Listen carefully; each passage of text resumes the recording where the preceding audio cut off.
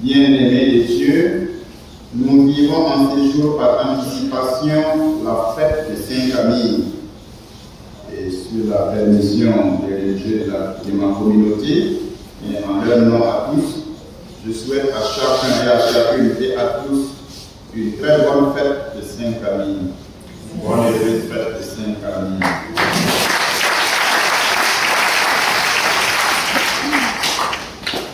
Saint-Camille a servi et aimé le malade comme une mère aimerait son unique fils malade, que par sa prière et son intercession, qu'en saison de maladie ou d'épreuve, chacun ou chacune de nous puisse expérimenter et vivre dans sa chair et dans son âme cet amour fort et sans pareil venant de Dieu lui-même. Amen. Car la prière de Saint-Camille, Dieu donne santé et réconfort à nos malades. Amen. Et que Dieu nous préserve de tous fléaux et calamités. Amen. Frères et sœurs, en cette fête de Saint-Camille, Saint Luc nous fait méditer l'évangile du bon samaritain. À travers une parabole, Jésus met en scène des anonymes définis par leurs rôles socio-religieux, brigands et aubergistes qui sont chez eux sur cette route, prêtres et lévites de passage, samaritains en voyage. Ce dernier, c'est-à-dire ce samaritain, est un hérétique qui ne reconnaît que l'autorité de la loi écrite, c'est-à-dire les 5 premiers livres de la Bible, et refuse totalement la loi orale. Aux yeux du légiste, c'est-à-dire le docteur de la loi, le samaritain est l'antitype parfait des deux honorables serviteurs du temple. Quant à l'être humain à demi-mort, il n'a strictement aucune identité sociale ni religieuse. On ignore aussi les juifs ou non, on ignore aussi les burkinabés ou non, on ignore aussi les monsis ou bien savants. De toutes les façons, en disposant de la sorte des personnages, Jésus échappe à la logique de la question posée par le légiste, qui l'aurait conduit à représenter le prochain sous les traits d'un samaritain à demi-mort. Alors, quand les intellectuels de cette sommité vous posent une question, il faut être prudent. Et Jésus a pris la mesure de la prudence pour répondre. Voilà pourquoi il se comporte ainsi. Or, le samaritain fait partie des passants. Comme les employés du temple, il faut le blesser. Ceux-là se tiennent à distance, de peur que ce soit un cadavre qui les suivrait. Et ils respectent ainsi l'interdit porté par la loi du nombre 19, chapitre 19, 11 à 16. Donc, on comprend un peu l'attitude du légiste et l'attitude du prêtre et puis de l'autre. Parce qu'il devait aller au temple servir, il devait faire un culte. Et selon en fait certains passages de l'Écriture, quand tu vas aller faire le culte et que tu touches à un cadavre qui est impur, tu dois te purifier avant de rendre le culte. Voilà pourquoi ils se tiennent à distance en fait de l'infini blessé. Mais quant au Samaritain en revanche, lui ressent alors une compassion viscérale. Compassion viscérale, c'est l'attitude même du Seigneur à l'égard de la veuve de Naïm, en Luc 7,16.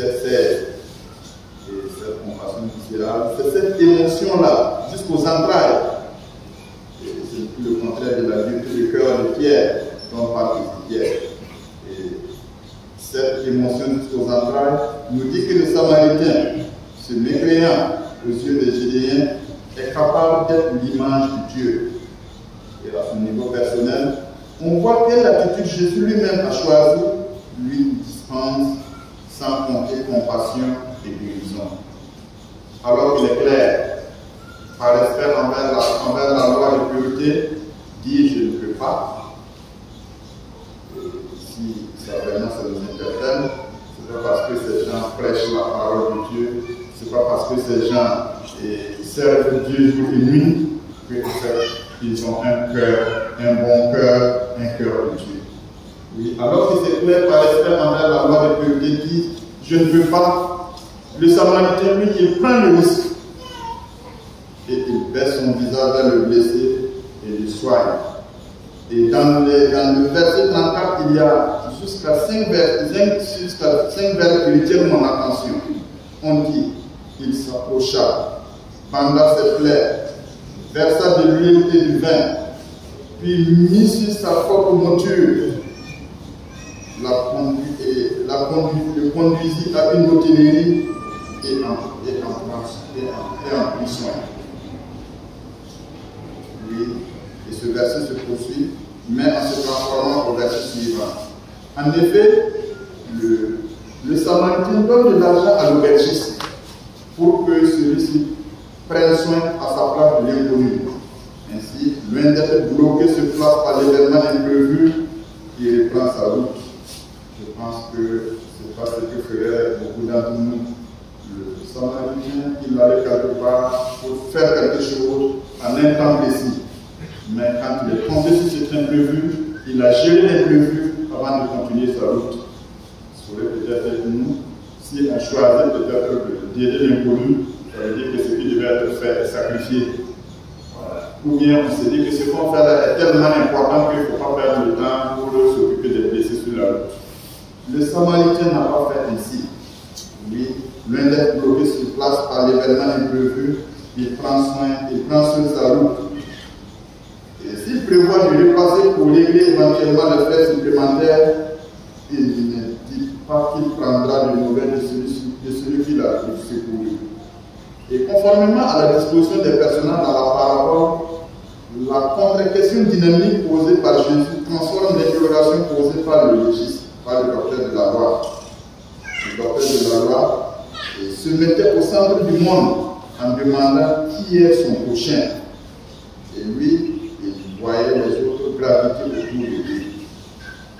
Donc, le docteur de la loi, c'était une sommité, c'était une référence en matière de loi, mais Jésus voulait lui dire que sa question a été très mal posée. Et Jésus va transformer sa question. Ainsi, Jésus renverse la problématique. Et qu'est-ce que Jésus lui dit? Lequel a été le prochain de l'homme tombé entre les mains des brigands? Lequel a été le prochain de l'homme tombé entre les mains des brigands? Vous vous rappelez de sa question? Le docteur de la loi, lui, il avait demandé seulement qui est mon prochain? Et Jésus lui répond la question après à la fin de la parabole. Lequel a été le prochain de l'homme tombé entre les mains des bandits?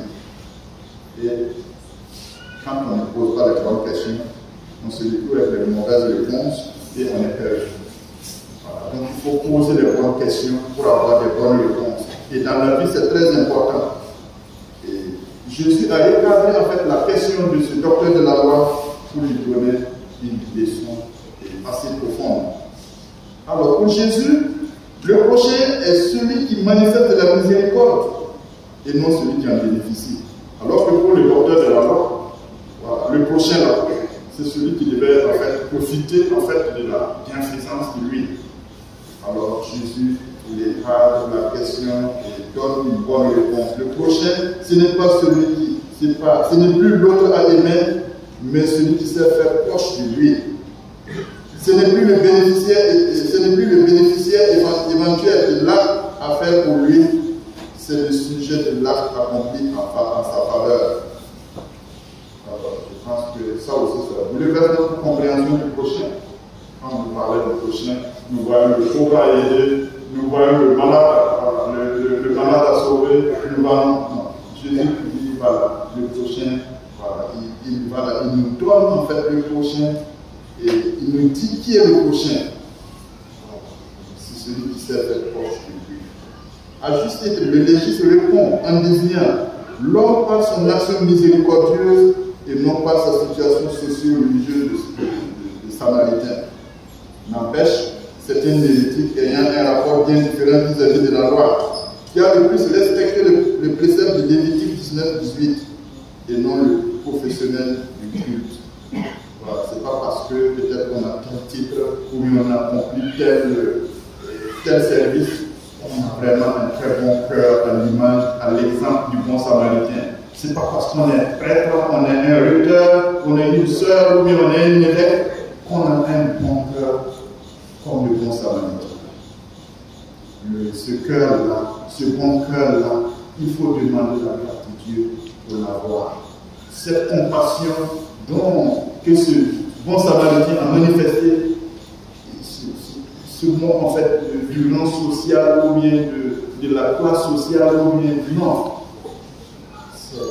C'est ce mécréant qui était capable en fait de manifester l'amour de Dieu envers son prochain qui était tombé entre les mains. À juste titre, et Jésus n'a plus qu'à inviter le légiste à devenir lui-même de ces pratiques semblables. Frères et sœurs, aujourd'hui, nous célébrons la fête de Saint-Camille. Et notre fondateur Saint-Camille a été profondément touché par cet évangile, si bien que dans les centres de soins de son époque, Camille s'était rendu compte que ces centres étaient devenus des lieux de torture et de mouroir. Alors, qu'est-ce que vous dites de nos centres de santé aujourd'hui? Est-ce que nos centres de santé aujourd'hui, ça a gardé le même esprit que les centres de santé de Saint-Camille il y a plus de 400 ans?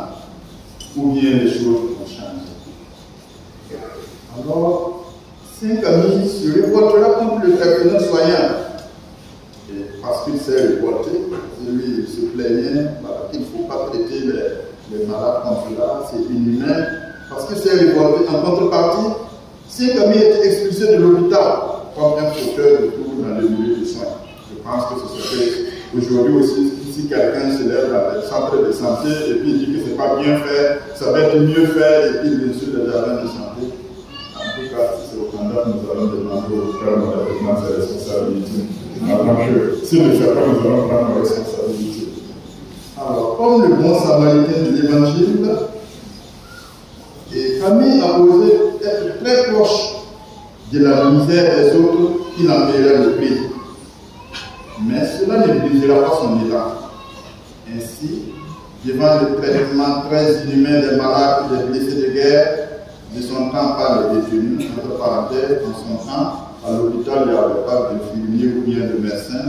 Ce sont les prisons là qu'on ouvrait et qu'on demandait aux détenus là, de venir purger leur peine en soignant les malades. Donc vous imaginez comment devait être ce soin. Voilà. Donc c'est vraiment la brutalité absolue. Alors, donc, devant cette situation, Camille recommandait à ses compagnons d'être pour la personne souffrante une mère en face de son unique fils malade. C'est très fort.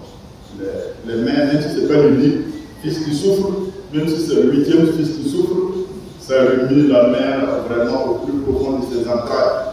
N'en parlons pas si c'est vraiment l'unique enfant. En tout cas, j'ai appris à me défendre un jour quand j'étais à Charles de Gaulle, aux côtés d'une mère qui avait son enfant qui était à toute extrémité.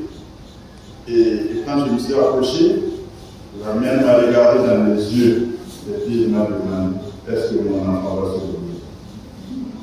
Est-ce que mon enfant va survivre? Elle a répété la question là par 3 fois. En vérité, je n'avais pas de réponse. Mais je lui ai dit, si nous sommes là, c'est pour que votre enfant survive. Voilà. Si vraiment nous sommes à votre côté, c'est pour que cet enfant va survivre. Et puis, entre 200 blocs, la mère a posé encore la même question. Ça veut dire que vraiment, elle est très préoccupée. Elle est vraiment très bouleversée. Et c'est normal. Si jamais les personnes souffrent, si nous arrivons vraiment à donner une telle attitude compatissante vis-à-vis d'elles, nous aurons accompli l'évangile. Et Saint-Camille va choquer le milieu catholique pour cet ancien amoureux des jeux de hasard et pour cet ancien vagabond et pour cet ancien soldat sans instruction. Le malade, c'est le Christ en croix. Et en son temps, c'était une révolution, les gens ne pensaient pas à ça. Et le malade, c'est le Christ en croix. Donc il faut nécessairement prendre soin avec la diligence du bon samaritain. Et pour lui, pour Saint-Camille, l'un des grands péchés à éviter est l'indifférence de l'homme riche dans la parabole de l'homme riche et de Lazare. C'est ce qu'il faut éviter. Il faut éviter cette indifférence. S'il y a un péché pour lequel nous serons condamnés, c'est l'indifférence. Parce que notre monde nous pétrit, nous éduque à être indifférents les autres. Quand tu vois quelqu'un peut-être qui est blessé, et puis tu te mets à pleurer, on va dire que tu es lâche. Voilà, que tu n'es pas fort, que tu es faible. Il y a des gens qui sont incapables de s'émouvoir devant la douleur des autres, devant la tristesse des autres. Ce n'est pas normal. Ce n'est pas normal. Ce n'est pas humain. C'est bien vrai qu'il ne faut pas, et peut-être être paniqué de telle sorte à ne pas pouvoir faire quelque chose pour la personne. Mais si on voit quelqu'un qui est vraiment triste, quelqu'un qui souffre, quelqu'un vraiment qui se sent très mal, et puis ça nous fait chaud une fois. Notre cœur, c'est plus qu'un cœur de pierre, dont parle Ézéchiel. La souffrance des autres doit nous interpeller.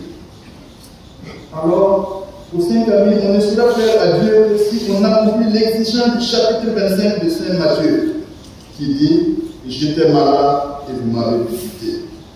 Et Saint-Camille ira plus loin dans la provocation en disant que le Christ n'est pas plus qu'à laboratoire qu'à l'hôpital. J'espère que je me fais bien comprendre. Voilà, il faut qu'on ne dise pas que le frère nous a dit que le fond de l'église n'est pas à laboratoire, mais à l'hôpital.